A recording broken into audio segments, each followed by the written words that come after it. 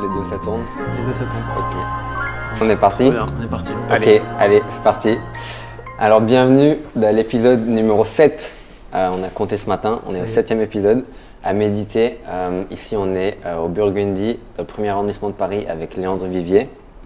Donc pour retracer un peu ton parcours, tu as commencé la pâtisserie jeune au Mans, où tu as eu le titre de meilleur apprenti de France en 2013. Après, tu es monté sur Paris où tu as fait plusieurs concours, on en parlera un peu après.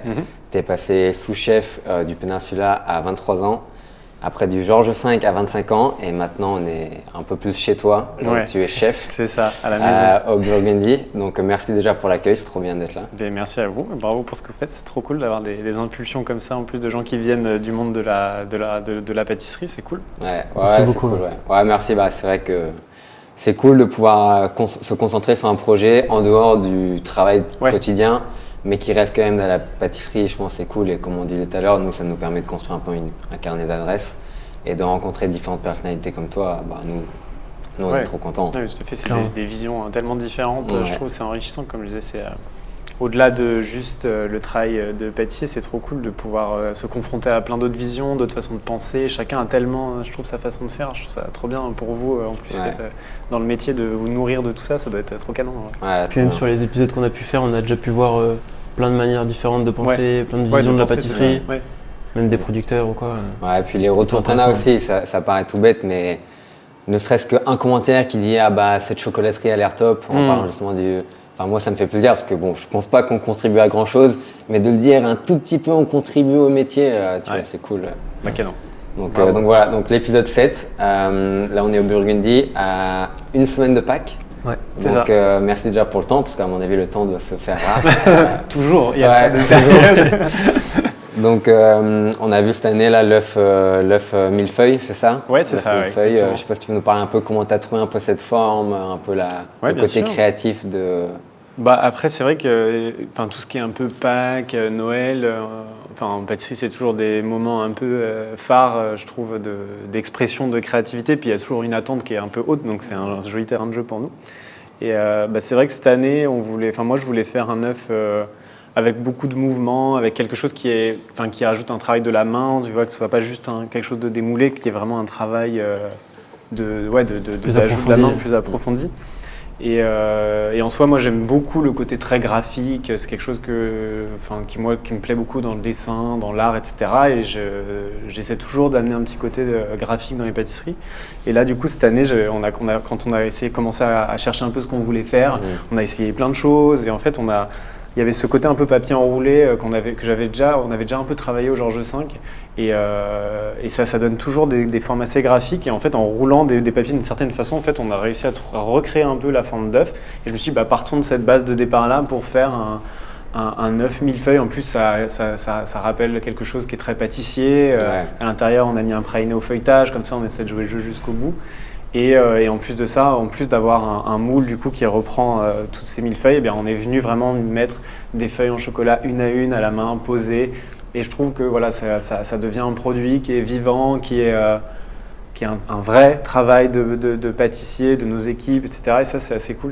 C'est quelque chose que je trouve assez important de mettre dans notre travail de tous les jours, de ne pas faire juste un moulage, des moulages. Ouais, exactement, quand même de valoriser ce qu'est le travail de pâtissier, parce que c'est un travail de main, c'est un travail qui s'apprend, et si on veut pas que ça devienne, si on veut pas que notre travail soit refaisable par tout le monde, il faut y ajouter du savoir-faire.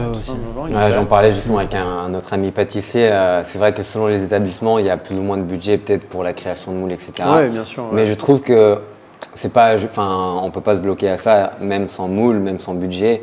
Comme tu dis, en reprenant un peu des codes de pâtissier, on peut créer quelque chose de très esthétique, très visuel. Ouais, bien sûr, c'est une fausse excuse de penser que c'est que dans les grandes maisons qu'il y a beaucoup de budget, etc. La créativité, elle est partout et le savoir-faire, c'est des bases et c'est des racines. Après, on peut en faire ce qu'on veut. Donc, à partir de ces bases et de ces racines-là, on peut vraiment aller dans 1000 directions. Il suffit juste d'essayer d'avoir un point de base créatif pour se forcer à faire quelque chose de différent. C'est ça qui est dur en fait. Avec les réseaux, avec tout ce qu'on voit, en fait, on a c'est pas une uniformisation parce que loin de là, mais on voit beaucoup des mêmes choses. En fait, notre cerveau, il est baigné constamment dans ça. On voit, on revoit, on re-revoit. Et du coup, c'est un vrai exercice, je trouve, d'essayer de prendre des chemins un peu difficiles, quoi, même si j'ai pas la prétention de dire qu'on fait des choses différentes de tout le monde, mais je trouve que dans le process de création, on sent vite que si on se donne pas ce coup de volant à droite pour essayer toujours de faire quelque chose de différent, on peut vite se retrouver dans une uniformisation des modes et des tendances, en fait. Ouais. On l'a vu un peu, justement, tu parles du côté graphique dans le l'œuf millefeuille. Ça reprend un peu aussi tes créations qu'on a pu voir, avec par exemple la tarte citron, où il y a vraiment des courbes, des lignes. Ouais. Ça se voit qu'il y a un travail derrière de création, de dessin. Donc, c'est ça, ouais. Tu arrives un peu à voir ta patte, et c'est quelque chose d'assez difficile, justement, d'avoir ça. Ouais, c'est drôle, c'est une question qu'on me pose souvent, de savoir un peu comment est-ce que tu fais ta pâte et tout, mais pour moi c'est quelque chose qui... En fait, moi je peux pas m'auto-juger là-dessus, en fait, je sais pas, moi je suis pas capable de définir c'est quoi ma pâte, je suis capable de définir ce que j'aime faire, mais je trouve que c'est plus d'un œil extérieur que tu arrives encore plus à définir qu'est-ce qui définit la pâtisserie de quelqu'un ou l'art de quelqu'un ou la façon de faire de telle ou telle personne. Moi je mets dans mes pâtisseries ce qui infuse en moi et ce que je trouve... beau, ce qui me fait plaisir dans un premier temps, moi, égoïstement.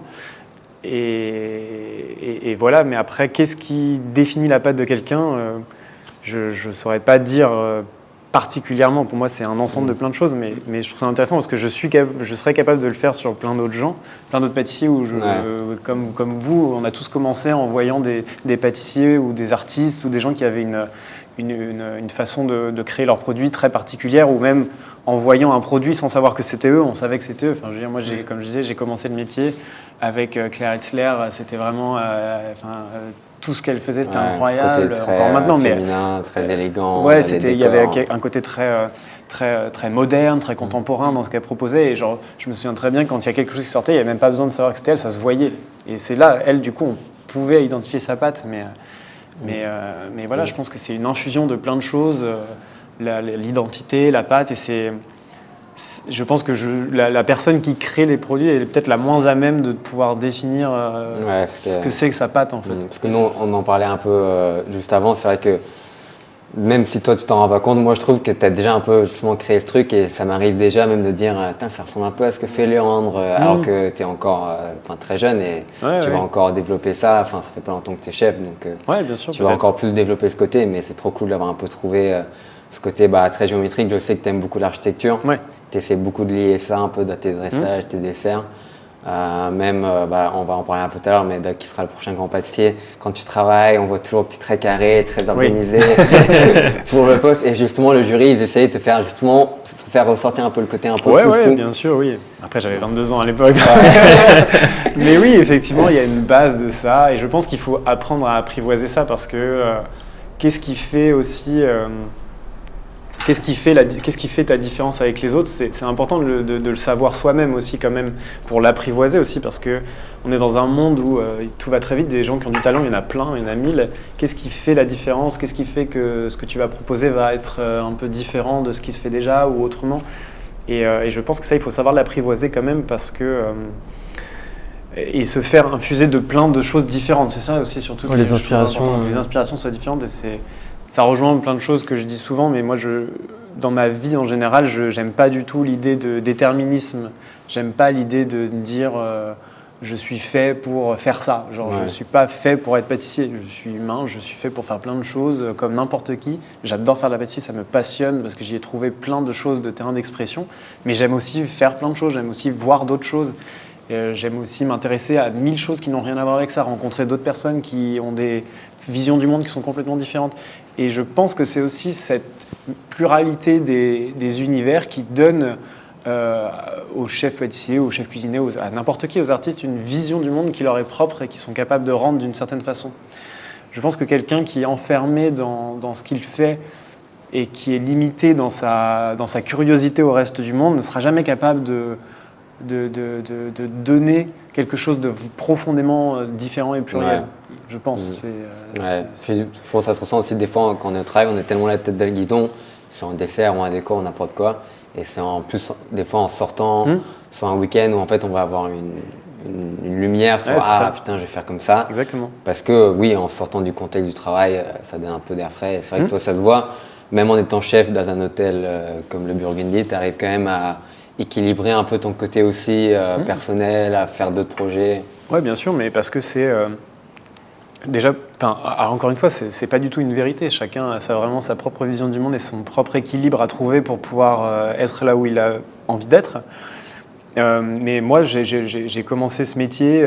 Tout le monde me disait, ça va être hyper dur, c'est un métier compliqué, c'est machin, tu passes beaucoup de temps au travail. Ah oui, c'est vrai, hein, ça c'est sûr. Mais il y a quand même un espace dans ce métier où tu peux trouver aussi un équilibre, tu peux faire d'autres choses, tu peux rencontrer d'autres personnes, tu peux expérimenter d'autres métiers, tu peux voyager. Il faut juste savoir se le trouver en fait. Ouais. Il y a des postes que j'ai jamais acceptés parce que je savais très bien que ça allait fermer la porte. Non, et puis que ça ne me correspondait pas. Parce que ça aurait demandé un investissement humain qui ne me correspondait pas, ça aurait demandé... Donc voilà, tout est affaire d'équilibre. Et en tout cas, moi, je trouve mon équilibre dans cette diversité des expériences et de la curiosité, ouais, bien sûr. Toi, tu as commencé la pâtisserie au Mans. Oui. Donc c'est de là où viennent tes parents, c'est là où tu as grandi. C'est ça. Tu as commencé d'une pâtisserie boutique. On en parlait aussi tout à l'heure, mais moi je suis totalement d'accord sur le fait que commencer par une pâtisserie boutique, ça impose tellement les premières bases de la pâtisserie. Ouais. Que tu ne retrouves pas forcément dans les palades, dans les hôtels. Alors les deux sont très bien, mais c'est vrai que moi aussi j'ai commencé d'une pâtisserie boutique. C'est vraiment là-bas où tu apprends tout le travail de la main, les bases, les premières recettes. Oui, bien sûr. Je ne sais pas comment toi ça t'a servi à ton expérience. Moi je pense que de toute façon ça a été le terreau de tout ce qui fait que j'en suis là aujourd'hui. De toute façon c'est très juste ce que tu dis. C'est beaucoup de gens que je rencontre aujourd'hui pour un apprentissage ou des gens qui veulent commencer frontalement par du palace ou par des grands hôtels, franchement, je les déconseille mais fortement de faire ça parce que, encore une fois, dans des petites boutiques ou dans des boutiques moins conséquentes, en fait, c'est dans cet endroit-là que vont s'acquérir les bases pures de la pâtisserie française. Et en fait, ce qu'on a du mal à comprendre, c'est qu'aujourd'hui, on voit plein de choses superbes parce qu'on peut apprendre ce métier beaucoup plus vite qu'avant. Mais en fait, on oublie que pour pouvoir concevoir ça, il faut avoir des gammes. En fait, c'est comme quelqu'un qui apprend à jouer un instrument de musique. Il faut d'abord savoir faire du solfège, il faut savoir jouer de son instrument de musique, et après, tu peux commencer à composer des choses. Mais en fait, l'un ne va pas sans l'autre. Tu peux apprendre une mélodie par cœur. Ça marche, hein. Tu apprends à jouer du piano, mais ça va s'arrêter là. Tu ne pourras pas créer des mélodies parce que tu ne sauras pas faire. C'est exactement pareil pour la pâtisserie.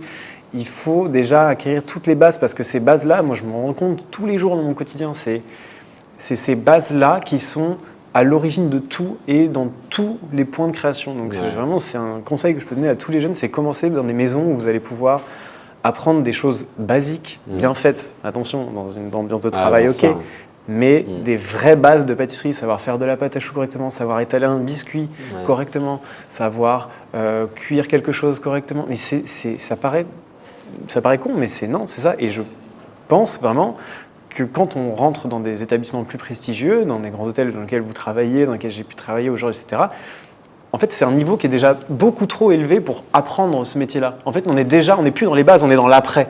On est dans la création de l'après, on est dans réinventer les bases. Mais ça, en fait, du coup, vous ne pouvez pas avoir un apprentissage qui soit vraiment solide dans le fondement parce que, en fait, vous allez déjà apprendre quelque chose qui est au-delà de la base de la pâtisserie française. Ça t'est déjà arrivé de recaler un apprenti ou quoi, par exemple, en justement lui disant va peut-être voir ailleurs, reviens d'à 2 ans, construis un peu tes bases ou... Bon, les recaler, non. Après, tout se fait base de motivation. Encore une fois, il n'y a pas de dogme non plus. Si quelqu'un veut faire comme ça, libre à lui. Peut-être que tout ce que je dis, il le démontrera d'une façon tout autre et que ça ne veut rien dire. Mais en tout cas, moi, je leur donne le conseil de ne pas commencer par une première expérience par un établissement aussi prestigieux en termes de technique, de gamme. Après, les gens en font ce qu'ils veulent, mais je pense que c'est un conseil en plus qui est vraiment utile pour eux, quoi. Et après, tu es monté sur Paris après tout ça, et c'est là où tu as un peu plus justement mis en application les bases que tu avais appris. Tu as travaillé dans des belles maisons, lors d'Aloyo, avec des grands chefs. Justement, on a retracé un peu les différents chefs avec lesquels tu as travaillé. Que ce soit Cédric Grolet, Maxime Frédéric, Sébastien Cerveau, Yann Brice. Tu t'es fait un beau passeport, on va dire, de noms. Est-ce qu'il y en a un en particulier peut-être qui t'a plus marqué ou...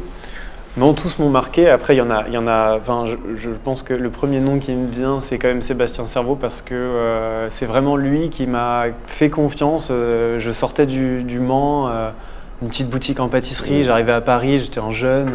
J'avais fait un petit concours, mais j'avais pas non plus un bagage énorme. C'était quoi comme concours?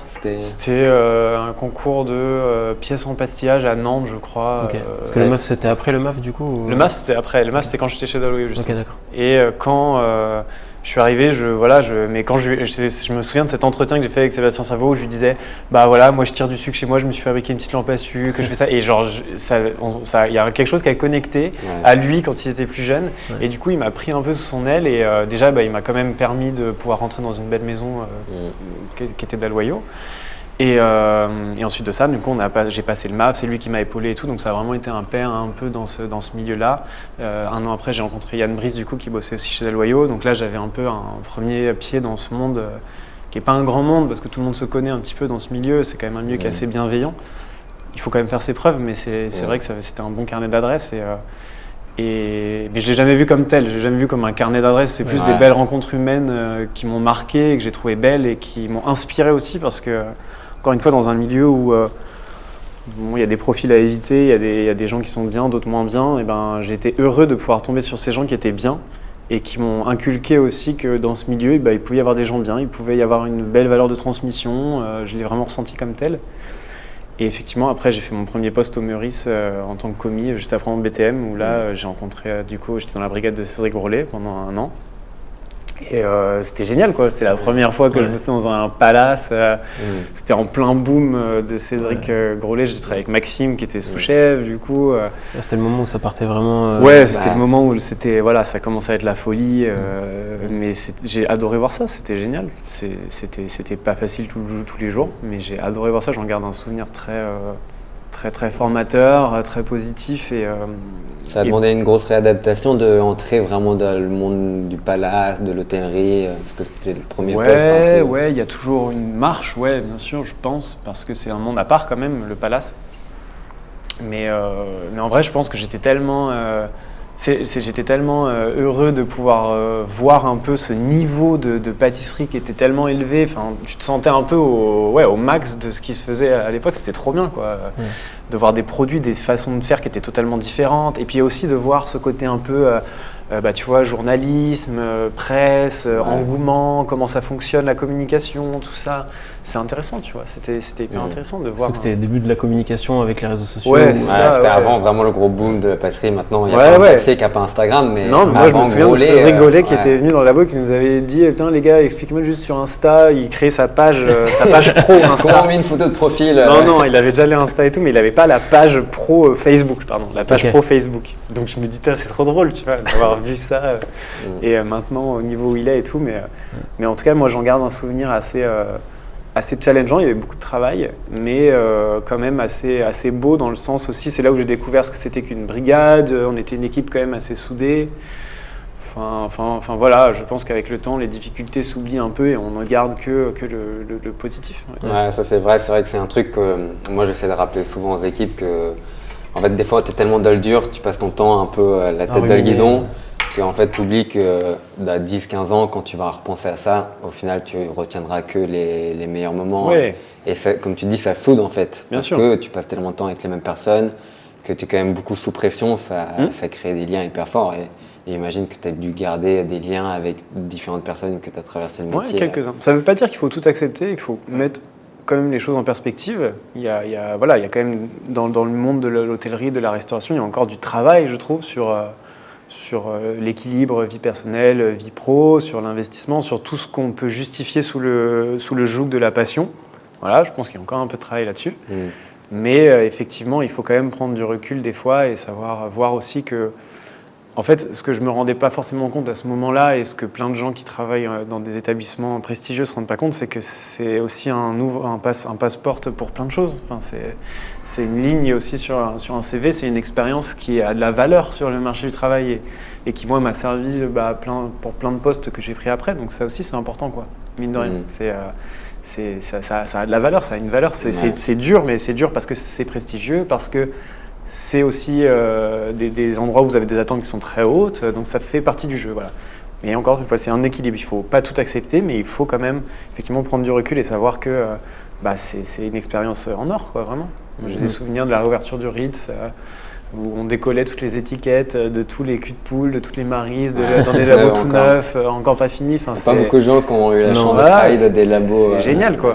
Ouais. Surtout au Ritz, en plus, la réouverture, c'était un grand événement sur Paris. C'était fou, vraiment. C'était juste après le Meurice, ça, du coup? C'était juste après le Meurice, ouais. Je suis parti du Meurice, du coup, pour faire la réouverture du Ritz. Et c'était une jolie expérience. Et juste pour en finir vite fait avec le Meurice, il était comment le chef Maxime? Maxime, je pense qu'il est fidèle à lui-même. Il n'a pas changé. De ce qu'il nous en parle, je pense qu'il c'est un peu assagé quand même avec l'âge, je pense. Alors moi, je travaillais pas frontalement avec lui parce qu'il s'occupait de toute la partie un peu Dali, donc c'était toute la partie un peu les fruits sculptés, tout ça, etc. Moi, j'étais au côté gastro. Je ne travaillais pas frontalement avec lui. Mais oui, voilà. Fidèle à lui-même. Ouais. Non, mais je regarde un très bon souvenir. Ouais. Je me souviens, je pense que j'ai jamais vu un mec travailler autant, quoi. Genre, des fois, on arrivait à 6h30 du matin, il était resté toute la nuit, je m'en souviens, pour faire des pièces en sucre, sculpter des trucs en chocolat. Enfin, c'était waouh, c'était. Ouais. On le voit encore aujourd'hui. Même aujourd'hui, je pense que c'est en lui. Voilà, il y a des gens, comme tu dis, il y a des gens, c'est comme ça. Ah, mais bien sûr, et puis toute sa réussite découle de ça. Et je pense que Maxime, c'est quelqu'un qui incarne le mieux des gens que je connaisse la méritocratie. Voilà, c'est quelqu'un qui est tellement à la place qu'il mérite aujourd'hui parce qu'il a fait tout ce qu'il fallait pour, et c'est inspirant aussi de voir ça. Voilà. Ça ne veut pas dire que tout le monde a envie de suivre exactement ce chemin-là. C'est pas quelque chose de négatif de ne pas être comme ça. Enfin, pas du tout, pas du tout, clairement, bien sûr. Mais en tout cas, je trouve ça inspirant de savoir qu'il y a des gens comme ça qui, de par leur abnégation, leur travail et leur talent, de toute façon, on arrive à être récompensé à un stade de leur carrière aussi. Je trouve ça super. C'est inspirant, et c'est pas comme ça dans tous les métiers non plus. Enfin, on faisait le parallèle avec le cinéma, quand j'en discutais avec des comédiens. Eux, il y a plein de comédiens qui sont excellemment bons, qui travaillent vraiment beaucoup, mais qui n'arriveront peut-être jamais à être récompensés de leur travail. Nous, on a un travail quand même de main qui fait qu'en général, quand tu travailles et que tu as un petit peu de talent, un peu d'abnégation, tu arrives quand même à faire des belles choses. Donc on parlait un peu de tous les chefs que tu as croisés. Après, tu as fait le Péninsula quand même très jeune, où c'est, je sais pas, c'est toi qui vas nous dire, mais c'est là où tu as un peu plus commencé vraiment à t'exprimer un peu de ta vision des choses. On a parlé notamment, il y a eu notamment le dessert nuage un peu qui est resté dans les têtes. J'ai vu de la vitrine à la Pavlova qui est un petit, on va montrer les vidéos après, mais du coup c'est là où tu as commencé un peu, je pense, à développer ton sens créatif aussi. Oui, totalement. Ouais. Bah oui, en fait, en gros, j'avais riche un peu de ces premières expériences au Ritz et au Meurice. Je suis parti du Ritz du coup pour faire l'émission qui sera le prochain Grand Pâtissier. Et suite à ça, j'attendais la diffusion pour que les résultats soient connus et tout. Et on m'a proposé cette place au Péninsula en tant que sous-chef. Mais c'est vrai que j'étais jeune, je ne sais plus quel âge j'avais, je devais avoir 23 ans. 23 ans, ouais, voilà. Et donc c'était trop cool parce que là, du coup, c'est la première fois dans ma carrière qu'on me demandait de créer des choses. Et en plus de ça, j'étais avec un chef, Dominique Costa à l'époque, qui me laissait vraiment une liberté quand même assez grande. Et là, là j'ai goûté au bonheur de pouvoir sortir des produits, sortir des cartes. Je pense que je me suis trompé plein de fois sur plein de choses. Je m'en suis rendu compte après, mais en fait, je pense qu'il fallait se lancer, et c'était ça qui était génial dans cette expérience. C'était la première confrontation à créer des cartes, avoir des retours aussi des clients, tu vois, bon ou pas bon, mais créer, essayer, expérimenter, des fois se foirer, des fois faire sortir des trucs qui sont trop bien. C'est ça aussi la création, c'est pas tu sors toujours un truc qui est trop bien, c'est tu essaies, tu vois. Et aussi, c'était la première fois du coup que j'étais confronté à manager des équipes finalement. Donc tu te retrouvais avec une quinzaine de personnes à gérer. Ça, mine de rien, c'est aussi un nouvel exercice, quoi. C'est pas. Ça, c'est quelque chose que tu as appris sur le terrain ou tu. Ouais, en faisant quoi. C'est des expériences aussi de passer des différents palaces, peut-être savoir quel type de management on veut avoir. Oui, c'est ça aussi. Oui, bien sûr. Il y a. De toute façon, dans toutes les expériences que tu fais, tu te nourris des choses qui t'ont inspiré, mais tu te nourris aussi des choses que tu n'as pas envie de relater dans ta carrière à toi. C'est normal, c'est toujours un équilibre. Donc oui, et puis encore une fois, comme la création, du coup j'ai aussi expérimenté. C'était quoi ma façon de manager les gens, comment est-ce que j'avais envie de les amener avec moi vers un endroit que je voulais construire. Enfin, c'est ça, au final, le management, c'est pas juste qu'est-ce qu'on a décidé qu'est-ce qu'on veut appliquer comme règles, etc. Non, c'est comment est-ce que tu vas inspirer les gens, comment tu vas avoir envie qu'ils te suivent, comment est-ce que tu vas les nourrir par de la nouveauté, par des nouvelles techniques, comment tu vas leur transmettre des choses. Enfin, c'est un vrai. Et ça, pour le coup, moi, c'est quelque chose que j'ai adoré faire parce que j'y trouve aussi du sens dans mon métier. C'est pas juste en créant tout seul dans mon coin. Je trouve beaucoup de sens au fait de croiser plein de gens, d'avoir des gens qui sont perméables à ça, qui ont envie d'apprendre, qui sont demandeurs. Je trouve ça génial. C'est très inspirant. C'est une des plus jolies facettes de notre métier aussi, ce travail en équipe, en brigade. Si on oublie le côté genre négatif de la brigade hiérarchique, etc., il y a un côté hyper constructif, constructeur dans cette manière de fonctionner. Des autres en fait, parce que le fait de travailler à autant et de travailler en équipe, en fait, t'as pas le choix de te nourrir des autres. Totalement. Tu as dû le ressentir, je pense, quand tu es parti du Georges V pour prendre ce poste ici. Il y a notamment Antoine et Cassandre, il me semble, qui t'ont suivi. Cassandre était déjà là avec Pierre, Antoine. Et le fait qu'ils te suivent sur ce projet, peut-être ça te fait ressentir quand même que ils t'ont donné une certaine confiance, que le fait de quitter leur travail, pour le cas d'Antoine, de venir te voir ici, ça doit être hyper satisfaisant pour toi. Ouais, tout à fait, mais c'est du 50-50. Moi, j'étais très satisfait aussi de la manière dont on avait travaillé ensemble au Georges V. Et après, voilà, c'est un saut dans le vide pour tout le monde. Mais oui, au Georges V, c'était le paroxysme un peu de tout ça, parce qu'on était une équipe de 50 pâtissiers. C'était monstrueux, quoi. C'était vraiment un paquebot. Mais encore une fois, j'en garde beaucoup de souvenirs très doux, de la confrontation avec les gens, de la proximité que tu as avec eux. Effectivement, vous l'avez dit, c'est un métier où on travaille tout le temps ensemble, dans le même espace, on est soumis à la pression. Ça crée des liens aussi qui sont forts. Voilà, les gens ne voient pas ça forcément parce qu'ils ont tout de suite une image un peu difficile de ce milieu, mais la contrepartie, c'est que ça crée un noyau très, très dur et très fort quand ça fonctionne. En fait, quand vous avez un manager, quand vous avez un leader qui est inspirant, vous avez envie de le suivre. Et c'était le cas avec Mickaël, qui était quelqu'un d'humainement incroyable.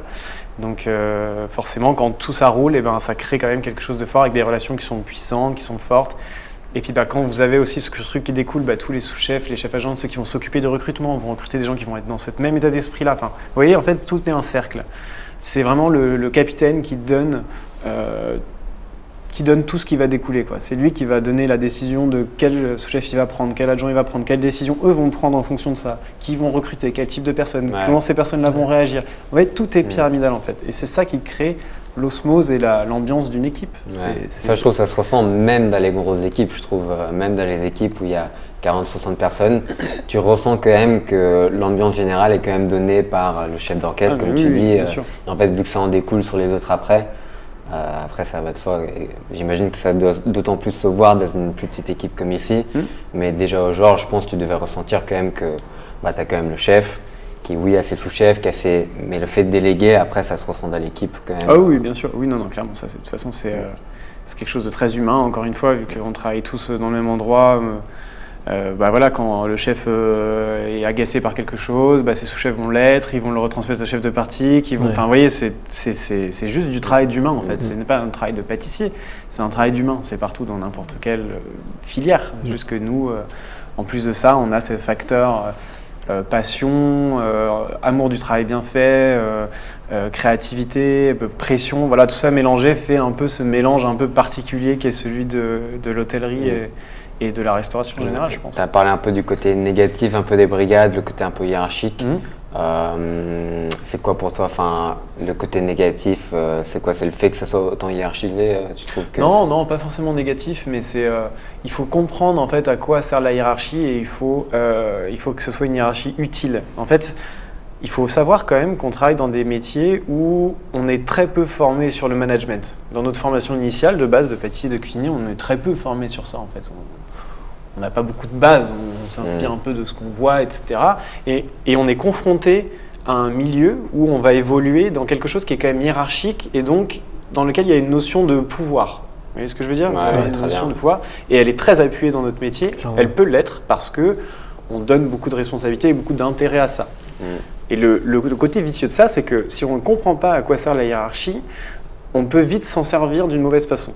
En fait, la hiérarchie, moi quand j'étais commis, je trouvais ça désuet en fait, la hiérarchie. Je ne comprenais pas à quoi ça servait, à part classer des gens au-dessus des autres et une espèce de tunnel de communication. Je comprenais pas trop le pourquoi. Et je me suis toujours dit en mode, quand le jour où je serai chef, j'essaierai de faire un truc où il n'y a pas de hiérarchie ou machin et tout. Parce que je comprenais pas en fait ce que ça veut dire, parce que j'avais qu'un exemple d'une hiérarchie linéaire, qui était plutôt une hiérarchie assise sur le pouvoir. Alors qu'en fait, quand j'ai commencé à prendre des places, j'ai compris à quoi servait la hiérarchie. En fait, la hiérarchie, elle sert à avancer, en fait, à avoir à ce que chacun des postes ait un intérêt dans l'équipe. C'est-à-dire que le chef qui va donner une vision, les sous-chefs ou les chefs adjoints qui vont créer, qui vont accompagner cette vision-là, mais qui vont aussi manager. Et ils vont manager avec qui? Avec leurs chefs de parti, qui vont être chefs de leur parti. Donc ils vont déléguer certaines de leurs tâches aux chefs de parti. Les chefs de parti vont être des gens un peu moins expérimentés en management, mais qui vont quand même devoir gérer quelque chose un peu moins gros. On va leur demander moins de créer, on va leur demander de faire un peu de la production, mais un peu du management. Là, c'est intéressant, donc ils vont être un peu sous la soupape de sous-chef. Hop, ensuite, ces chefs de parti-là, ils vont déléguer aux demi-chefs de parti, qui sont des apprenants managers, donc ils vont avoir un premier pied dans le management, mais on va leur demander aussi 2-3 petites choses, mais surtout de gérer de la production, de faire de la production, qui vont ensuite gérer des commis, qui eux sont encore novices, qui sont plutôt là pour faire de la production, parce qu'ils ont encore besoin d'apprendre l'état d'esprit dans lequel l'entreprise est, les techniques, etc. Et en fait, on ne peut pas griller ces étapes-là, parce que chacune des personnes dans cette équipe-là a un rôle essentiel pour que l'équipe continue d'avancer. C'est-à-dire que si les sous-chefs font de la production et qu'ils ne font pas de création, ça avance pas. Ça avance pas en fait. Vous n'allez pas créer, vous n'allez pas innover, vous n'allez pas continuer à rester toujours au top. Vous n'allez pas voilà. Si les chefs de parti managent mal, du coup les sous-chefs vont devoir apprendre un petit peu le rôle de management, le rôle de faire des listes de travail, ce qui vont pas forcément être long travail, donc ils vont avoir moins de temps pour faire ça. En fait, cette hiérarchie-là, je me suis rendu compte qu'elle était utile parce que c'est ça qui permet aux grosses brigades et aux brigades qui sont un peu qui ont un niveau élevé de le maintenir. Ouais. Non, mais je trouve que c'est très bien dit, c'est très bien expliqué. Nous, on le voit aussi. Justement, comme tu dis, la hiérarchie, c'est bien, mais il faut la comprendre. Et je pense que tu as très bien résumé. Ça définit les responsabilités de chacun. Il faut que chacun accomplisse ses responsabilités pour justement que ça avance et continuer à se créer son identité. Oui, mais il faut faire attention de ne pas basculer dans une hiérarchie droite, en fait, où moi, je m'assois sur mon poste parce que je suis chef de parti et du coup, je suis au-dessus de toi, donc je fais ça. Non, en fait, t'expliques pourquoi tu fais ça, t'expliques quelle est ta position, tu te remets toi aussi en question parce que t'es pas non plus, tu essaies de faire le mieux possible ton travail pour que tout ce système, il avance tous dans la même direction parce que c'est pour ton intérêt à toi aussi que tu continues de faire des jolies choses, que tu sois toujours au top, etc. Donc, il y a une certaine humilité à avoir, je trouve, dans ce système de hiérarchie et un côté assez aussi détaché, quoi. Je veux dire, on reste un métier de main, on fait des gâteaux. Le but, c'est que tout le monde passe aussi un bon moment, que tout le monde soit heureux dans un environnement d'exigence qui est certes élevé, mais qui n'a aucune vocation à devenir toxique et irrespirable. Oui, justement, on le voit un peu avec notre chef. C'est la phrase qui nous dit un peu tout le temps, c'est notre capacité à faire grandir les autres qui va aussi nous faire grandir. Et c'est dans cet état d'esprit qu'on grandit. Et je pense que c'est dans cet état d'esprit-là qu'il faut aller. Avancer, qu'il faut avancer. Et c'est ce qui nous fait grandir aussi. Je pense que ce côté un peu hiérarchique, un peu toxique, si on peut dire, ça existait beaucoup, je pense, il y a encore plusieurs années. Et je pense, c'est vrai qu'avec le temps, justement, c'est pas que ça s'efface, mais on est plus data vision maintenant, alors que avant en cuisine, ça a toujours été tu dis oui chef et voilà quoi. Des fois tu comprends marche au crève un peu comme il dit et je pense qu'on va dans la bonne direction. Comme ça maintenant, mais ce qu'il faut bien se dire, c'est que la façon dont on voit les choses là actuellement, elle sera dépassée déjà d'ici 2 ou 3 ans. Il y aura d'autres façons d'agir. Il y a des gens de notre génération, de la génération d'en dessous, qui vont arriver, qui vont commencer à avoir des postes à responsabilité et qui vont aussi affiner une nouvelle vision du management. Et ça, il faudra être perméable à ça. Parce que sinon, on se fera dépasser aussi. On deviendra le modèle d'avant. On restera campé sur nos positions et on deviendra ce que nous, on critique des générations précédentes. Non, mais c'est vrai. De toute façon, ça se voit, les pâtissiers qui, justement, ont du mal à se remettre en question et qui vieillissent pas très bien, en quelque sorte, parce qu'ils restent un peu bloqués sur ce qu'ils ça fait partie de la remise en question. Il faut être perméable à ça. Il faut se laisser convaincre par des méthodes qui sont pas forcément celles auxquelles on aurait prêté attention au début, mais il faut se réinventer chaque fois, en fait, je pense. Et au-delà de la créativité de pâtissier, il faut aussi se réinventer dans sa façon de manager, dans sa façon de concevoir l'humain dans une brigade, parce que il faut pas oublier que dans notre métier, on a quand même une grosse omerta. On a beaucoup de gens considèrent notre métier, on l'a dit, ils disent c'est dur, etc. Donc dans la tête des gens, ils pensent ça, donc ils tolèrent des choses particulières à notre métier. Ça va changer aussi. Il y a des choses dans quelques années que les gens ne toléreront plus. Ouais, c'est vrai. Et peut-être que ce sera normal. Ouais. Mais il faut être perméable à ça. Il faut se réinventer sa façon de penser, toujours en gardant l'exigence, etc. Mais réinventer. Ouais. Pour en revenir à ton passage du coup du Georges V au Burgundy, comment ça s'est fait l'opportunité, comment elle s'est présentée? Alors moi du coup au Georges V, j'ai travaillé avec Pierre-Jean pendant un certain temps. C'est un super copain. Pierre-Jean, il est super. J'ai adoré ce qu'il a fait au Burgundy. Le Burgundy, ça a toujours été une place super pour les pâtissiers. Enfin, c'est un super terrain de jeu, pas trop grand, mais avec beaucoup d'ambition sur le sucré, sur la pâtisserie, ce qui en fait un endroit vraiment génial. Donc c'est toujours une place que j'ai convoitée. Et en plus, très bien pour faire une première place de chef, pas trop gros, vraiment à taille humaine. Et donc quand Pierre-Jean est parti, il m'a proposé de prendre sa suite et ça s'est fait comme ça. Voilà, je fais des testings, etc. Et puis on m'a donné cette opportunité-là. Donc c'est vrai que c'était super. Ouais, c'est trop bien. C'est vrai que ce qu'on disait, chaque personne qui passe ici, ça se voit qu'ils mettent en valeur quand même les pâtissiers. Ouais. Et ça reste quand même à taille humaine, mais il y a toujours eu des belles choses qui sont sorties d'ici, quoi. Donc ça, c'est un beau terrain de jeu, je pense, pour vous de pouvoir vraiment t'exprimer pleinement. Ouais, totalement. On a vu avec tes 2 dernières créations de Pâques, tes dernières bûches aussi. Moi, je trouve ça, moi j'aime beaucoup, tu vois. Genre, on en parle souvent, tu vois, même au-delà de certains palaces et tout. Niveau pâtisserie, ici, ça dépasse certains palaces, tu vois, par les moyens que vous mettez dedans. C'est cool à voir, hein, que c'est pas que dans les palaces où on fait des belles choses. Oh oui, non, ça n'a pas vraiment de sens de penser comme ça. C'est vraiment qu'est-ce que tu as envie de faire. Et en fait, peu importe les moyens, tu trouves toujours une moyen d'arriver à tes fins. Enfin, moi, je pense, en tout cas, il n'y a pas de bonne ou de mauvaise réponse. C'est toi qui donnes l'impulsion, en fait. Les gens, ils viendront pas te chercher pour ça. C'est à toi de donner des impulsions, en fait, pour créer des opportunités. Il y a un moment de carrière où, oui, ok, les gens viennent te chercher, mais faut pas croire que c'est pour tout le monde comme ça. Il faut donner des impulsions, quoi. Je voulais revenir rapidement sur un peu en arrière de ton parcours, de ton passage, du coup, qui sera le prochain grand pâtissier. Ouais.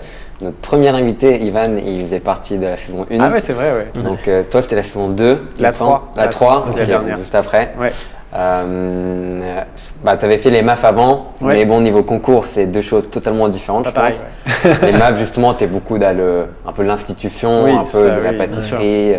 Et là, tu es plus dans le côté, pas télé-réalité, mais c'est télévisé, quoi. Donc, faut qu'ils y mettent du show. Ouais, bien sûr. Et qu'est-ce que tu as appris un peu ton parcours? Parce qu'on a eu la version d'Ivan. Ouais. Et du coup, pour toi, comment c'était? Parce que, comme tu disais, j'espère qu'il a bien aimé. T'avais 22 ans? Ouais, c'est ça. 22, ouais, donc c'est très jeune, quoi. Ouais. Très jeune. J'imagine c'était trop bien, ouais, c'était trop bien. Non, moi, j'en garde c'était génial. En vrai, c'était génial. C'était dur, hein. Ouais. C'était pas. Surtout que toi, t'as gagné, pas comme Ivan. Du coup, toi, t'as eu cette gloire vraiment d'aller jusqu'au bout du truc. C'était incroyable. Oui, c'était un peu. C'était un peu une bulle. Un peu irréelle parce que oui, tu tournes pendant, je sais plus, on a tourné pendant 1 mois et demi, un truc comme ça. T'es dans une maison avec tous les candidats, t'es dans une bulle, quoi. C'est non-stop. C'est non-stop. En fait, tu tournes 6 jours sur 7, je crois.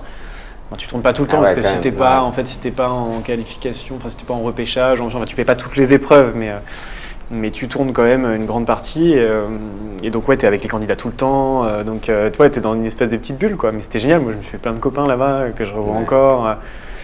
C'était challengeant, tu vois, mine de rien, t'es quand même confronté à... En plus, moi, j'adorais cette émission parce que, oui, ok, t'as le côté un peu télé-réalité, mais c'était quand même très ancré dans le vrai milieu pâtissier. Ouais, je suis d'accord. Même avec tous les chefs qui interviennent, viennent... c'est bien, c'est plutôt réaliste, c'est pas surfait, non, c'est pas surjoué. C'est ça avait une vraie valeur dans le monde professionnel. Je voulais pas que ça entache, tu vois, ma carrière.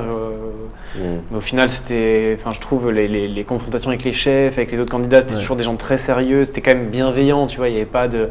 J'ai aucun souvenir de moment où je me suis dit, ah là, on essaie de me niquer. Enfin, non, c'était quand même bienveillant. Leur but à eux, c'était quand même de montrer le savoir-faire français de jeunes pâtissiers. Et en vrai, c'était cool. Ouais. Après, tu te confrontais aux autres, c'était dur. Des fois, ça marchait pas comme tu voulais. T'étais un peu. Enfin, je me souviens, on a été dans le labo de Yann Couvreur, on avait fait chez Pascal Café. Mine de rien, à chaque fois, tu vas dans un environnement différent. Il faut. Enfin, tu sais, c'est quand même une gymnastique un peu. Puis il faut sortir des trucs, mine de rien, ils t'attendent. Enfin, quand t'es devant le truc, t'as pas d'idée, vas-y, faut trouver en fait. Pas le choix, ouais. Pour la finale, la pièce artistique qu'il fallait faire avec un MOF. Ouais. Ça, c'est de la critique en direct qu'il faut avoir. Bon, ça, c'est un peu travaillé avant, non?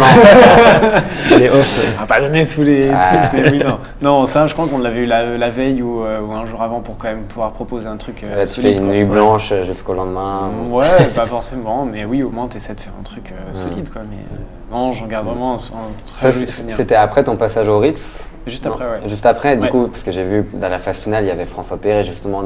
C'était bizarre, non? Non, pas du tout. Moi, je suis resté en super contact avec François. Déjà, je l'adore, j'adore ce qu'il fait. On est parti en très bon terme, il n'y a vraiment aucun souci. Donc ça devait être marrant alors presque de le voir. Ouais, oui, clairement. C'était juste après, ça devait être 2 mois après, je crois, un truc comme ça. Donc, oui, et puis il y avait tout ce buffet à la fin avec, il y avait 50 chefs pâtissiers, je crois. C'était un peu. Quand même, c'est pas n'importe qui, c'est pas n'importe qui à chaque fois en plus. Ouais, c'est ça. Enfin, c'était quand même. Mais non, c'était un très joli souvenir. Et puis, de le finir, de le gagner et tout, c'était trop cool. Ça, Puis même pour nous, maintenant, avec le recul, cette émission, quand on voit les candidats qu'il y a eu, par exemple à la première saison, il y en a deux qui ont été mofs maintenant. Ouais, c'est vrai. Saison 2, pareil. Même dans cette saison, il y a eu toi, tu étais en finale avec NJ, et maintenant, c'est trop bien ce qu'ils font. Donc c'est beau de pouvoir regarder en arrière. Ouais, il y a Guillaume Sanchez, il y avait Amaury Guichon, enfin voilà, je te dis quand même ils avaient un casting cool quoi. Guillaume Vivier. Trop. C'est vrai qu'on parlait beaucoup un peu de la partie en dehors de la pâtisserie, toi tu fais un peu de cinéma. Donc c'est pour ça qu'on est un peu sous pression aujourd'hui, on veut pas se louper sur les plans, la lumière, sinon on va se faire un peu juger. Et quand on va partir, tu vas dire putain, ils avaient une caméra. Non, moi je ne m'occupe pas du tout de tout ce qui est caméra et son, il y a des gens qui savent beaucoup mieux faire que moi. C'est pas que ça allait pas entre vous, le point de vous séparer. Le couple ouvert, ça vous allait plus? Ça n'a aucun rapport. C'est cool que vous vous quittiez comme ça. Ouais.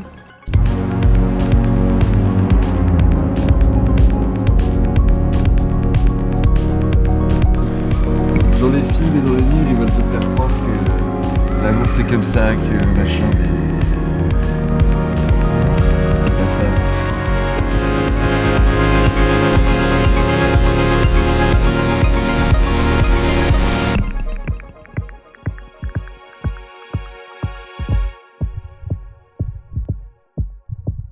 Toi, tu fais la partie un peu écriture et direction. Et réal, ouais, c'est ça. Moi, j'écris mes projets et je les réalise. Donc, c'est-à-dire, je décide de comment est-ce que le film va être tourné, comment on va tourner les plans, qu'est-ce qu'on va montrer. En fait, je suis là à chaque étape avec tous les chefs de poste qui gèrent chacun des trucs très précis, genre le chef costumier, la chef costumière, le chef opérateur, donc qui va gérer tout ce qui va être image, le chef opérateur du son. Enfin, en fait, voilà, moi, j'interviens avec tous les postes et je leur donne la vision du scénario, du film, de comment je le vois. Et eux, en fait, ils amènent leur patte créative, ils donnent des propositions. Et le jour du tournage, en fait, tout ça s'accorde, chacun sait ce qu'il a à faire et puis on tourne les plans un à un pour faire le film à la fin. Quoi. Ça, c'est quelque chose que tu as appris un peu en autodidacte ou tu as toujours été un peu comment tu as commencé à filmer Ouais, j'ai toujours aimé ça, j'ai toujours aimé écrire, j'ai toujours écrit des petites nouvelles, des trucs un peu à droite à gauche et j'ai toujours adoré le cinéma, j'ai toujours adoré le fait d'apprendre à savoir comment est-ce qu'on fabriquait un film. Au-delà d'aimer le cinéma, j'ai toujours été passionné de savoir comment on tournait ça, qu'est-ce qui provoque l'émotion, qu'est-ce qui fait que là, je suis triste, qu'est-ce qui fait que là je suis absorbé, tu vois, je trouve ça hyper intéressant. Donc j'ai lu plein de trucs là-dessus, plein de livres, j'ai regardé plein de vidéos. Et en fait, au moment du Covid, c'était la première fois en fait où je travaillais plus depuis que j'avais 15 ans, tu vois. Donc c'était un point d'arrêt dans la carrière obligé. Et je me suis dit, c'est maintenant, vas-y, t'as du temps, écris quelque chose, tourne-le. Donc je l'ai tourné moi tout seul. Pendant le confinement ? Pendant le confinement, un peu à la fin du confinement, mon copain il faisait le son, j'avais trouvé des comédiens et puis on a monté un petit truc comme ça, j'ai adoré faire ça. J'ai appris à faire du montage, j'ai appris à faire de l'étalonnage, j'ai appris à faire plein de trucs passionnants. Et du coup j'ai fait un deuxième projet un peu plus conséquent où là j'ai commencé à rencontrer des vrais gens qui travaillaient dans le milieu du cinéma, etc. Donc, c'était un plus petit projet aussi. Et on en a fait un troisième pour un concours qui s'appelle le Nikon Film Festival, qui est un gros concours de court-métrage. Et là, du coup, on a réussi à être dans les 50 finalistes. Donc ça, c'est incroyable. C'est 2 minutes 20 maximum. C'est ça. 2 minutes 20, il y a un thème. Comment ils font la sélection? Il y a un jury, tu dois envoyer. En fait, t'envoies, donc ils donnent le thème avec, moi c'était un rêve. Et en gros, tu proposes ce que tu veux, en 2 minutes 20 maximum, avec générique compris. T'envoies et après, tu as un jury, je crois qu'ils reçoivent 3000 films, un truc comme ça. Ah ouais, 1500 films. C'est une vraie sélection après. après. Un truc. Ah ouais, donc dans les top 50. Ouais, ça, c'est et ils quelque font leur chose. sélection des 50 films qui projettent après au Grand Rex. Donc on avait été projetés au Grand Rex, c'était incroyable. C'est fou quand même de dire le jury, il doit regarder. Ouais. 3000 films. Alors en fait, c'est des programmateurs, en gros, si tu veux, ils ont peut-être, je sais pas, une trentaine ou... Enfin, alors je sais pas, le Nikon, je sais pas comment ça fonctionne, mais dans la plupart des festivals, ils ont ce qu'ils appellent des programmateurs, donc eux, ils ont genre 15-20 films à regarder, ils en sélectionnent 5 et ils font remonter un autre programmateur qui lui va regarder genre les 5 meilleurs de la presse, puis c'est pyramidal et après les programmateurs définitifs, eux, regardent les meilleurs films qu'il y a et puis ils sélectionnent leur sélection là-dedans, quoi. Ça devrait être une super reconnaissance quand même, c'est le 3e court-métrage. Ouais. Dès le 3e court-métrage, d'être sélectionné dans le Nikon Festival, c'est une belle reconnaissance. Ben oui, en fait, c'est là où c'est un peu pervers, c'est que déjà, moi, j'ai adoré faire ça.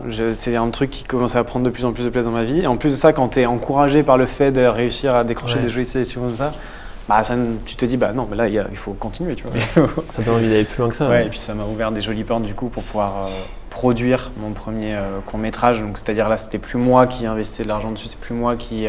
m'occupais de fabriquer le film, c'était vraiment une société de production. Et donc là, c'était le dernier qu'on a fait, du coup, c'était génial. C'était un gros projet, un vrai projet de cinéma avec que des gens qui travaillent dans ce milieu-là. Et c'était passionnant, vraiment, c'était passionnant. J'adorais faire ça. Et tout à l'heure, justement, tu parlais de l'équilibre vie perso et professionnelle. Ouais. Et comment est-ce que tu arrives à allier les deux, sachant que les deux prennent du temps, ça prend énormément de temps, d'investissement, et d'être chef ici aussi. Ouais, bien sûr, mais après c'était un choix pour le coup. En fait, ça se fait en plusieurs étapes. En fait, donc il y a le travail ici, c'est une chose, et après, j'ai quand même ma vie perso. Donc le matin, j'adore prendre un temps pour me poser dans un café, pour écrire. Il y a le processus d'écriture qui prend beaucoup de temps, où là tu écris, tu remanies, tu fais relire. Donc ça, déjà, c'est un process qui prend du temps et que tu peux faire seul. Donc ça, au final, ça m'a beaucoup occupé. Et après, une fois que j'ai signé ce contrat avec la prod, là, en fait, tout s'est un peu accéléré. Et oui, ça a été 6 mois hyper condensés où là, avant de venir au travail, après de venir au travail, je préparais ça. Mais c'était exaltant parce que j'avais pas l'impression que c'était comme un deuxième travail. C'était une passion autre. Ouais.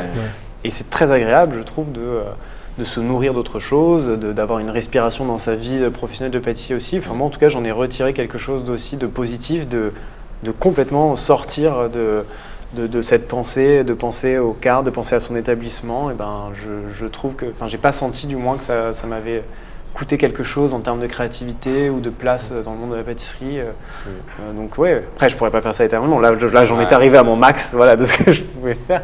Mais on verra de quoi est fait la suite. Mais je pense que c'est un peu ce qu'on disait avec le podcast. Nous c'est un peu pareil. Après nous, on le fait pas à une échelle aussi stylée que toi, mais ça nous permet de, justement, comme tu disais, s'investir dans autre chose que juste le travail tous les jours.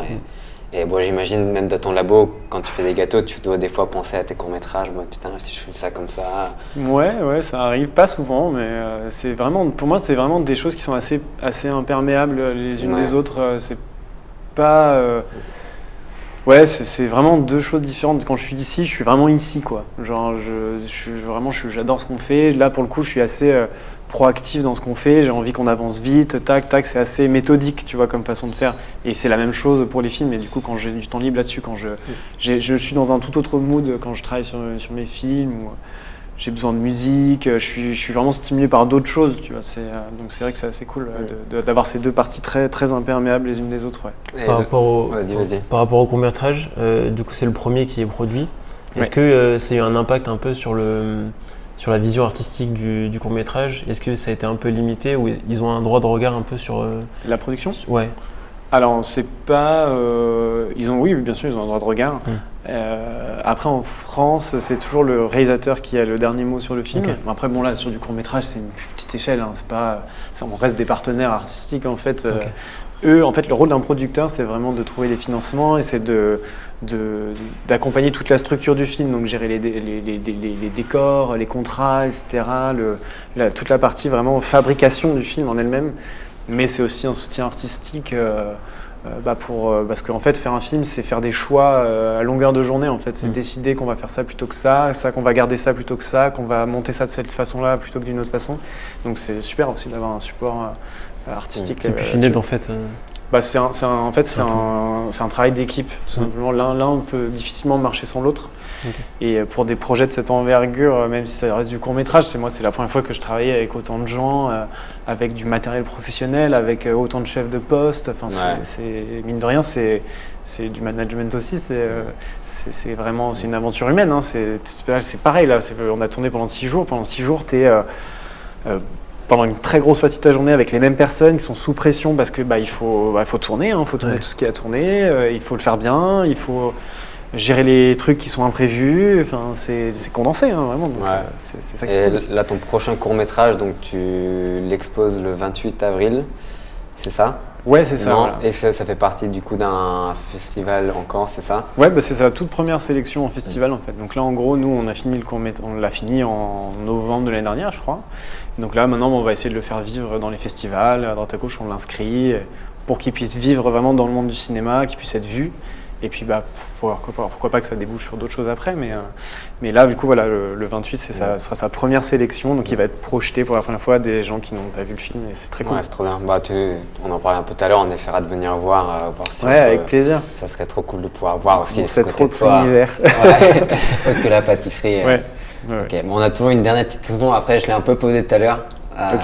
Mais c'est un peu la question qui revient, si tu devais choisir peut-être une personne qui t'a vraiment marqué dans ta carrière, ça peut être quelqu'un de pro ou pas, mais si tu devais faire un peu une rétrospective, si tu devais choisir une personne qui t'a vraiment inspiré.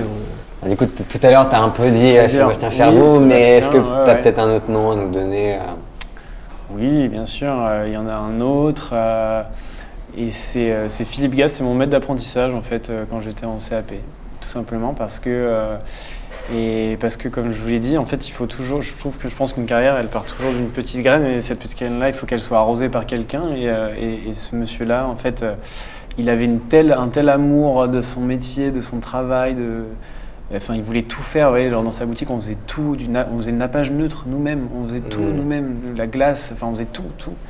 Je pense que ce monsieur-là m'a donné vraiment des clés en or pour pouvoir orienter ma carrière. C'est quelqu'un qui avait travaillé à Paris, il avait fait des grandes maisons, il avait un amour des concours aussi, du challenge. Et peut-être que si j'étais tombé sur une autre personne, peut-être que si j'étais tombé dans une boulangerie avec un mec à l'ancienne, peut-être que j'aurais arrêté. Qui sait, on ne sait pas, parce que je ne me serais pas du tout vu dans cette personne-là, il ne m'aurait pas inspiré quelque chose.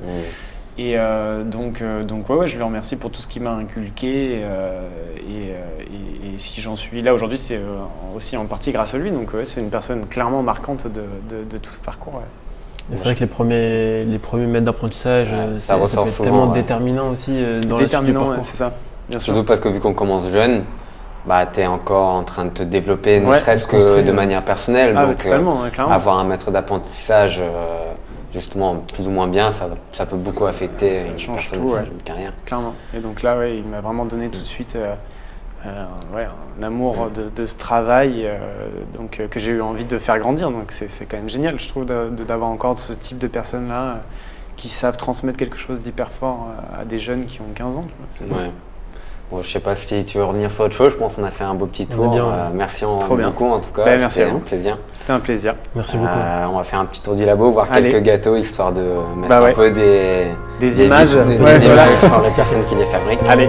Merci en tout cas. Merci à vous.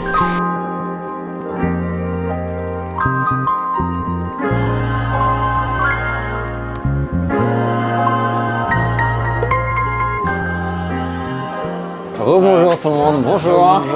Waouh, on est si bien accueillis. Vous êtes bien accueillis, vous avez vu ça? On sait recevoir. C'est là qu'on travaille, donc c'est réputé pour ne pas être très grand. Ce n'est effectivement pas très grand, mais en vrai, on a un super outil de travail, on a tout ce qu'il faut pour faire plein de trucs trop bien. Ça apprend à être organisé au moins. Parce que exactement, là, tu peux pas avoir un cul de poule qui dépasse du marbre. Non, parce que sinon ça fait la taille. Non, donc en vrai, on est plutôt bien ici. Donc du coup, on a l'équipe qui bosse et on voulait vous montrer un peu du coup. Enchanté, Antoine. Pour la petite anecdote, du coup, le lien avec Léandre, ça s'est fait à travers Antoine parce que nous, on a travaillé ensemble. Moi, j'étais en CAP Donc à côté de Rennes, il y a une pâtisserie-boulangerie qui s'appelle Chifouet, RPZ. C'est ça. Mais toi, tu étais en BTM. Et du coup, après, tu es monté sur Paris et on a gardé contact. Du coup, vous avez travaillé ensemble au Georges. Voilà, ouais. Et après, Antoine, tu as suivi Léandre ici. C'est ça, exactement. Donc ça fait maintenant presque 2 ans qu'on est ici. Ça se passe très bien, je fais du service, chose que je faisais pas avant. C'est permis de varier un peu ce que je faisais jusque-là. Nous ici à l'hôtel, on agit sur 3 principaux points. D'abord, c'est les pâtisseries un peu style boutique qu'on vend au bar, le Charles et à emporter. On a le restaurant Le Baudelaire où on a plutôt du dessert à l'assiette et le goûter qu'on fait du coup du jeudi au dimanche où là c'est vraiment que du sucré, tea time, un peu dans le style tea time. Okay. Et là c'est un petit éventail du coup de ce qu'on fait à la vitrine, pour la vitrine en ce moment, pour notre carte à emporter. On a un petit millefeuille un peu classique voilà, qu'on voulait avec le fondant. On a le Paris-Brest un peu signature tourné comme ça. Là en ce moment il est noisettes et chocolat. On a la tarte citron qu'on a fait quand je suis arrivé. La Charlotte qu'on décline un peu en fonction des saisons. Là en ce moment elle est pamplemousse confiture de pétales de rose. Et puis voilà, comme je disais avec Antoine, on essaie toujours de travailler un peu des choses identitaires, de garder un peu le style qu'on veut faire. Enfin peut-être Antoine il pourra un peu plus en parler de la façon dont on essaie toujours de commencer notre base de travail quand on fait des essais. C'est juste partir surtout d'une idée, qu'on se questionne ensemble, savoir quel produit on fait, et après on fait nos essais, que ce soit moi ou Cassandre de notre côté. On questionne le chef si on a besoin, jusqu'à arriver au produit final, qu'il faut retravailler parfois ou pas. Et oui, en effet, on s'est un peu aussi habitué des pâtisseries qu'on veut faire maintenant depuis 2 ans. Il y a des choses qu'on sait que Léandre va apprécier plus que d'autres. On s'est aussi un peu inspiré de son style parce que maintenant c'est ce qu'on fait aussi, ce qu'on aime faire. Et après oui, les goûts, c'est toujours des produits de saison forcément et on essaye d'ajouter une épice, une herbe, un truc sympa. Et voilà, on est libre sur tout le choix de ce qu'on peut faire et de proposer.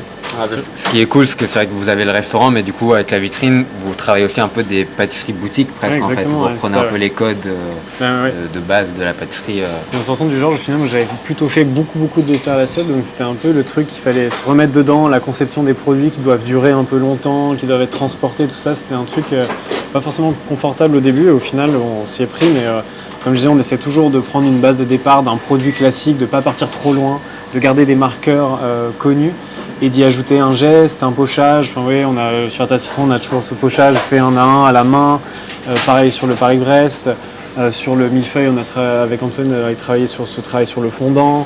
La Charlotte, le pochage. Enfin, voilà, en fait, on essaie que nos produits, c'est un point aussi qui est important dans chacun des échanges qu'on a quand on travaille, qu'il y ait un geste pâtissier, que ce soit un vrai produit, comme on discutait tout à l'heure dans le podcast, dans notre échange, qu'il y ait un vrai geste de main, quoi. Ouais, et puis là, c'est un peu le côté boutique, mais quand même très raffiné, parce que sur le millefeuille, c'est pas le même fondant qu'on faisait quand on était à Rennes, dans notre boulangerie. Ouais, c'était pas la même chose, mais c'est cool de reprendre justement un peu les traits un peu plus classiques, mais de les rendre hôtel 5 étoiles, quoi. C'est ça. Oui, voilà, on n'a rien inventé, mais c'est toujours assez agréable. La mode, c'est un constant en retour aux sources et c'est bien de reprendre des pâtisseries classiques, de réapprendre à travailler. Même nous, c'est des techniques qu'on n'utilise plus, de faire des glaçages au fondant. Donc c'est drôle de se remettre dedans, de réapprendre à le faire bien. C'est assez agréable et voilà. Et pour toi, travailler avec Léandre, un peu, tu as dit un peu, vous avez appris un peu à travailler ensemble, mais quand tu as su qu'il partait du Georges, tu as direct su que tu voulais le suivre ou t'as quand même eu un léger doute? Non, forcément. C'est Léandre qui m'a proposé. Et après, oui, forcément, ça a amené à une réflexion de savoir est-ce que je reste où je suis bien ou est-ce que je prends le risque de changer et de faire quelque chose de nouveau. Et non, au final, ça s'est trop bien passé. Moi, ça m'a permis de varier, comme je te disais tout à l'heure, ce que j'ai pu faire jusqu'avant, qui est surtout de la boutique et des pièces Tea Time Georges V, ou banquet, mais du coup, ça se rapproche de pièces boutique. Et d'apprendre à faire du service, beaucoup plus de manière régulière et au quotidien. Et ça, c'était trop cool. Enfin, c'est un truc que j'ai appris ici vraiment à faire et à apprécier. C'est trop cool. Il faut savoir qu'au Georges, on ne travaillait pas dans le même, dans le même pôle en gros. Même si j'étais chef adjoint, j'étais plus affilié à l'orangerie, donc plus du service. Et Antoine, lui, était plus dans la partie labo, donc ce qui s'apparente un peu au tout Paris que vous avez. Ouais. Et voilà, je trouve aussi c'est important de bien savoir s'entourer quand on prend des places comme celle-ci de gens qui sont techniquement solides et humainement complémentaires. Donc c'est vrai que c'est pour ça que j'avais proposé à Antoine, parce que je pouvais pas non plus partir avec 50 personnes du Georges V. Donc voilà, c'était assez cool, mais il faudra goûter quand même après. Avec plaisir, justement. Quand même, Trop bien. Vous avez tout, vous en avez encore après. C'est pareil, c'est moi qui goûte et le caméraman. C'est le caméraman qui il regarde à chaque fois. Ça va, il y a de la marge. Vas-y, on va poser la caméra, tu pourras goûter le strike. Donc là, c'est le côté un peu plus gastro, j'imagine. Ouais, voilà, c'est ça, c'est le côté un peu plus gastro. Donc pour le coup, là, on a un service du coup tous les soirs, 5 soirs par semaine. Et on a 3 desserts à la carte, un pré-dessert, des minardises, et on essaie pareil, d'être toujours en mouvement en fait sur nos cartes, de jamais s'asseoir sur quelque chose. Dès qu'on a fini de créer quelque chose, on passe à autre chose, on change une minardise, on change un pré-dessert. On change pas toutes nos cartes d'un coup, on les laisse toujours en mouvement et on travaille un peu comme ça même avec les pâtisseries boutiques. Ça permet de jamais s'ennuyer et puis d'avoir aussi de ne pas avoir des gros changements brutaux d'un coup, quoi. Ouais. Toujours un peu de changement. Et puis voilà, Cassandre du coup, qui était déjà là quand on est arrivé au Burgundy et qui bosse aussi pas mal avec nous sur les desserts à l'assiette, etc. Donc vous vous êtes rencontrés ici quand tu es arrivé, parce que toi, donc Cassandre, tu étais déjà avec Pierre-Jean avant. Ouais, c'est ça. En gros, c'est Pierre-Jean qui m'a recruté. Donc, ça va faire 4 ans que je suis ici. J'ai bossé 2 ans avec lui. Pierre-Jean a décidé de partir dans le sud. Moi, ça ne m'intéressait pas forcément parce que toute ma famille, toute ma vie est à Paris. Donc j'ai décidé de rester. Et après, j'ai attendu de voir qui arrivait ici parce qu'on ne sait jamais, c'est bête de partir si le chef pâtissier qui arrive après est intéressant. Du coup, j'ai appris que c'était Léandre, on s'est rencontrés une première fois et du coup, là, ça a matché. Tout ce qu'il m'a raconté, ça me donnait trop envie de bosser avec lui, de découvrir son univers, de voir comment il crée des desserts, une carte, que ce soit vitrine, titane, gastro. Donc on a commencé. Si t'es encore là 2 ans après, c'est que... ça s'est bien passé. Non, ça... On dit ça sous le joug de la pression, bien sûr. Exactement. Couper les caméras et puis... Ça a bien matché, c'est un univers complètement différent, c'est pas la même manière de réfléchir, donc j'apprends encore plein de choses.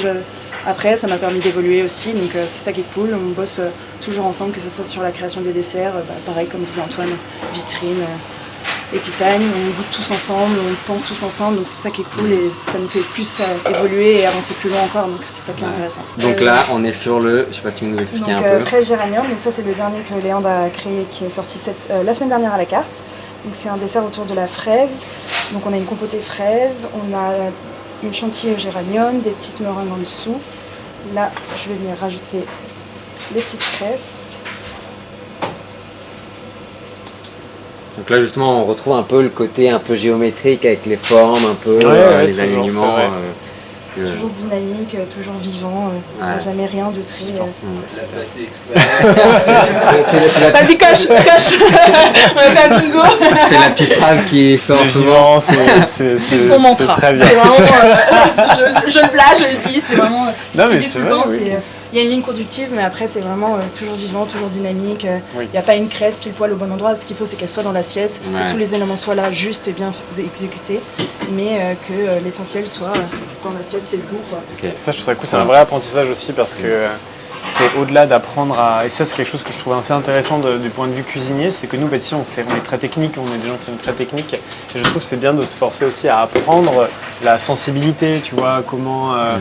Tu vois, je suis arrivé dans plein d'équipes où souvent les gens étaient très matrixés par quelque chose. Il fallait, comme dit Cassandre, mettre la cresse ici, le truc ici, le machin ici. Alors il faut une part de cadre, mais il faut apprivoiser aussi le fait de sortir du cadre et de savoir composer soi-même. Tu vois. Qu'est-ce qu'on trouve agréable à l'œil, qu'est-ce qu'on trouve beau, comment est-ce qu'on va mettre ça pour que ce soit joli.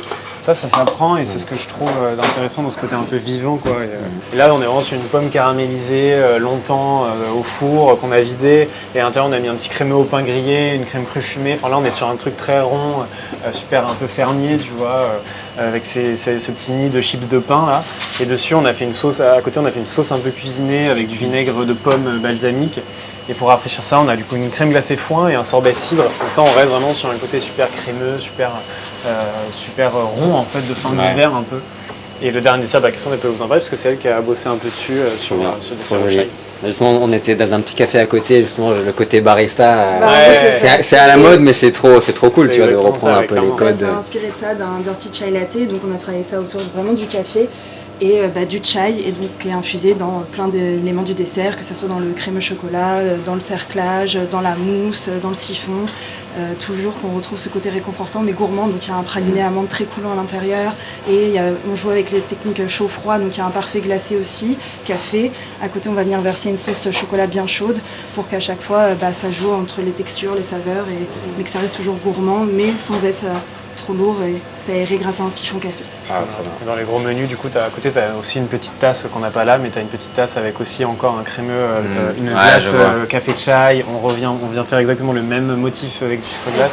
Ça, on a vraiment un truc un peu autour du travail du café barista, mais très gourmand, avec plein de jeux de texture, mais qui reste un vrai dessert de gourmandise. Ce qui permet d'avoir une carte équilibrée avec des desserts un peu plus ronds, des desserts un peu plus chocolatés, un truc plus fruité, et voilà, d'avoir un truc un peu sympa. Place à la déguste. Bah ouais, là, il faut goûter quand même. La meilleure partie maintenant. Ouais, clairement, parce que sinon, ça va pas. Donc là, tu as ta sauce fraise avec le géranium dedans. Ouais, perlé, huile de géranium.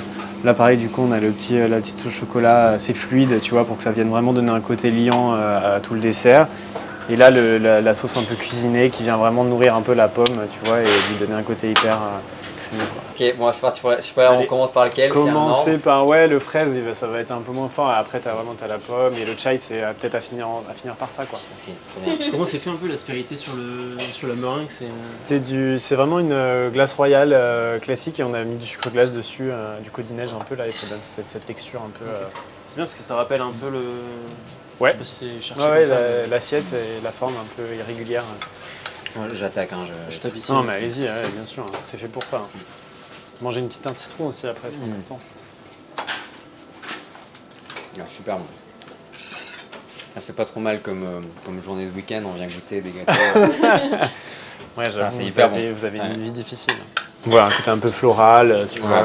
Le Pas côté non floral plus est trop hyper poussé, intéressant. parce que géranium, tu peux vite aller sur un truc un peu, tu vois, chimique. Donc, Ouais. essayer de garder un truc assez fluide. Et puis des fraises de Thibaut Pic, Sifflorette, qui sont toujours incroyables. On va pas plus loin que le produit, c'est ça qui est cool, quoi. Il est vraiment hyper intéressant, Ouais, c'est trop bon. ce jeu de texture. Moi j'adore justement un peu les desserts hyper frais comme ça se mange.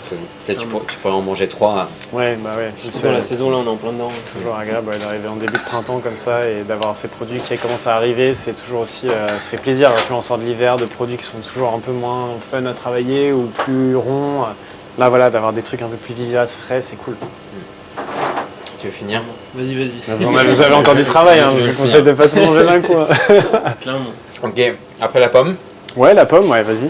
vas-y j'y vais. Vas-y, top. Et ça on est d'accord, tout est dans le même menu et après le client il choisit un des 3 desserts ou... Ouais, en fait, tu as des menus où le client il a 2 desserts, ou sinon, oui, dans les autres menus, il peut choisir à la carte celui qu'il souhaite. Ouais. Ok. On n'impose rien, sauf dans les gros menus dégustation, où là on met nos 2 desserts un peu signature du moment, et puis comme ça on fait découvrir le max de choses aux gens. Et par exemple, avant le dessert, on a toujours aussi un pré-dessert qu'on essaie de travailler de façon un peu plus poussée. Tu vois, on essaie de faire des goûts qui sont un peu différents. Là, en ce moment, on a popcorn, maïs et piment d'Espelette. C'est Babette qui a travaillé dessus, qui est notre apprenti. Il y a un moment, on avait un truc jalapenos. Il y a un moment, on avait un truc kiwi wasabi. Enfin, voilà, on essaie de faire aussi, de s'éclater sur des goûts qui sont un peu hors du commun aussi. Poivron framboise, voilà, enfin, on a toujours des trucs un peu. Ça c'est à quoi pardon Cidre, c'est ouais. vraiment plein cidre, super bon. 100% cidre. La pomme, elle est vraiment. Et là t'as le praliné au pain grillé, C'est un crémeux pain grillé, ouais, et une crème crue fumée. Ouais. Ok, super bon. Le jus un peu balsamique, tu vois, juste léger. C'est vrai qu'on ressent un peu la même trame de... T'as pris une pomme et t'as juste essayé juste d'ajouter un truc un peu plus atypique. Pour exactement, un peu... ça j'aime pas raisonner en me disant il faut qu'il y ait tant de goût, tant de machin. J'essaie juste de se dire ok, qu'est-ce qui va être le plus impactant possible, qu'est-ce qu'on a envie de raconter, comment on va y parvenir, mais on veut pas que s'éparpiller non plus dans un milliard de choses. Ouais. Ça reste lisible. La personne, elle comprend Lisible, vivant. Ça fait trop de mantra là. Ah, c'est hyper bon, ouais. Et la glace cidre aussi à côté, là, elle a vraiment une différence aussi. Parce que du coup, ces desserts-là, ils sont proposés le midi et soir. Soir, on est ouvert que le soir, Baudelaire. Ouais. Parce qu'avant vous étiez ouvert le midi aussi, mais vous avez décidé de faire que le soir. Ouais, on a hein. changé, voilà, après l'activité elle évolue constamment, donc on essaie aussi de trouver le bon rythme de croisière, et le fait d'ouvrir le soir en 5 jours sur 7, c'est ce qui était le plus logique dans l'activité. Ouais. On passe à la suite. Au café. Ouais. Je voulais juste vraiment quand tu goûtes que tu retrouves tous les composants de Dirty Chai, parce que moi j'adore ça, j'en bois tout le temps. Donc ce côté un peu genre épicé, chai, mais aussi café. Ouais. Et lactique un peu. Là c'est vous, vous faites le petit décor sur le côté, c'est du caramel. C'est un caramel vanille, avec un tour de biscuit. Et là la sauce, vous avez travaillé sur une sauce café épice.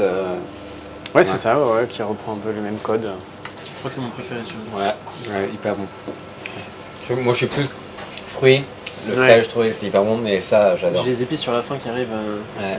On a mis pas mal de temps à le caler celui-là au final parce qu'on n'arrivait pas à aller exactement où on voulait aller. Même en termes de visuel, on voulait un truc un peu différent. Mais au final, c'est vrai que. Trouver le bon contenant. Ouais, trouver le bon contenant, le bon équilibre et tout. Et au final, j'en suis assez content parce que même si on a mis du temps à le caler, il ressemble à ce qu'on avait envie de raconter au début. Donc c'est ça qui est cool. Surtout au niveau des épices, ça doit être assez compliqué. Je sais pas comment vous les intégrez les épices dedans, mais si c'est des infusions, il faut vraiment. Faut arriver soit froid, soit chaud, ça dépend. Le temps diffère en fonction des procédés ou des recettes. Mais c'était ça qui a été le plus long à trouver le bon équilibre, qu'on sente assez café, mais aussi le chai, que l'un n'emporte pas trop sur l'autre, et qu'on trouve le bon équilibre vraiment entre les trois, chocolat, café, chai. Et vous avez vous-même fait votre mélange d'épices, vous avez acheté peut-être un mélange d'épices? On a du chai déjà. En fait, le chai de base, c'est déjà un mélange d'épices, c'est du thé noir avec des épices, et en plus de ça, on a fait un peu la cardamome, le café, on a fait nos petits trucs un peu nous-mêmes pour arriver à avoir le bon équilibre qu'on voulait pour retrouver vraiment ce truc du dirty chai. C'était vraiment le point de départ, le dirty chai. Lait, café, chai. Bon, c'est trop bon. Trop bon. On va finir un peu en fraîcheur avec quand même la petite tarte citron, c'est pas mal de la gâcher. La tarte citron, donc c'est celui-là qui a gagné le prix Foodpat, non? Ouais, c'est ça. Ouais, pas de conneries. Pas l'année dernière, l'autre d'avant, et c'est ça. Et puis c'était trop cool. C'est un des premiers produits qu'on a sorti quand on est arrivé au Burgundy. Ouais, j'aime bien. J'étais content de la proposer. Des fois, on l'enlève de la carte, elle revient. Enfin voilà, on essaie d'éviter aussi de garder tout le temps la même chose. On fait tout le temps bouger nos cartes. Donc là, en ce moment, elle y est, mais typiquement, elle va bientôt partir. On va la remplacer par une tarte rhubarbe un peu dans le même esprit. Et voilà, on fait bouger nos cartes.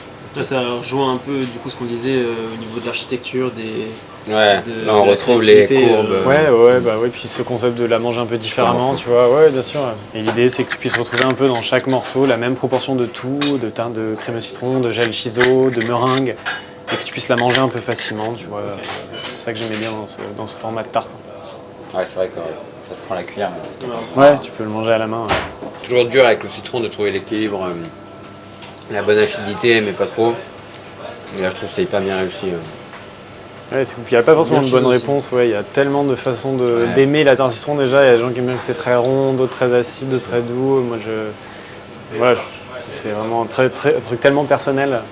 Merci en tout cas. Vous avez fait le tour. C'est trop bon. Merci beaucoup en tout cas. Avec grand plaisir. Je me sens très chanceux d'être venu.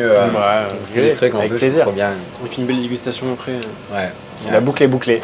Bien. Bravo pour votre travail, bravo à la caméraman. Avec plaisir. Bravo à toute l'équipe. Merci, c'était un plaisir de vous recevoir en tout cas.